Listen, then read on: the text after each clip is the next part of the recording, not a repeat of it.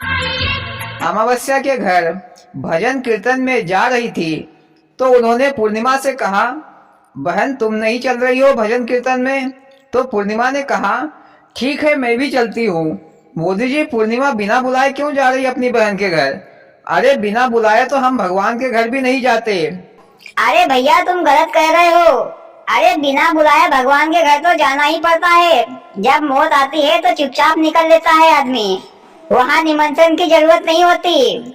100 आने सच कहा भैया। पूर्णिमा इसलिए जाने के लिए तैयार हो गई क्योंकि उसकी बहन की गलती छुपाना चाहती थी कि कोई ये ना पूछे कि तुम्हारी सगी बहन होने के बाद भी उसको निमंत्रण नहीं दिया। फिर अमावस्या के घर भजन कीर्तन समाप्त हुआ और जब प्रसाद बांटा गया तो अमावस्या को उसकी बहन पूर्णिमा दिखी। तो अमावस्या ने कहा कि मैंने तुमको निमंत्रण नहीं दिया पर तुम बिना बुलाए मुंह उठा के यहाँ चली आई हो। तेरे आने से मेरी कितनी बेइज्जती होगी, जरा कभी सोचा है? अपनी हैसियत देखकर किसी के घर भी जाना आना किया कर। जा चुपचाप अपने घर चली जा, तेरे को प्रसाद देने में भी मेरी तौहीन होगी। इधर बेचारी पूर्णिमा की आंखों में आंसू बहने लगे। अमावस्या की ये कड़वी बातें सुनकर वह रोती रोती अपने घर की ओर चल दी। मोदी जी, अमावस्या को प्रसाद नहीं देना था तो कोई बात नहीं, पर बेचारी पूर्णिमा की बेइज्जती तो नहीं करना था। हाँ भैया, ये तो बड़ी गलत बात है।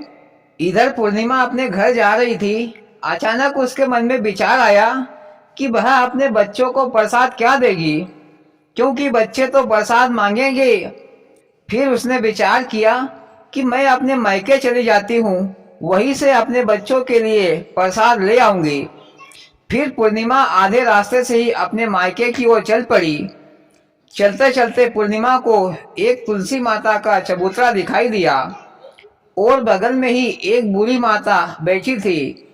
ऐसा लग रहा था कि उस बूढ़ी माँ ने महीनों से नहाया धोया नहीं और तुलसी माता का चबूतरा भी काफी गंदा था और घास फूस से ढका हुआ था।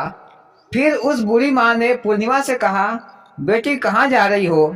जाते जाते कम से कम इस चबूतरे और मेरे को नहलाती और साफ सफाई करती जा। पूर्णिमा ने कहा, जी माता जी, मैं अपने मायके जा रही हूँ भैया भाभी से मिलने के लिए। फिर पूर्णिमा ने तुलसी माता का चबूतरा साफ किया, लिपाई पुताई की, फूलों से तुलसी माता की सेवा की और बूढ़ी माँ को भी अच्छे से नहलाया धुलाया, उसके कपड़े भी धोए। फिर पूर्णिमा बोली, माता जी अब मैं जाऊं? तो बूढ़ी माँ बोली, हाँ बेटी जाओ, पर आते समय मुझसे जरूर मिलते जाओ।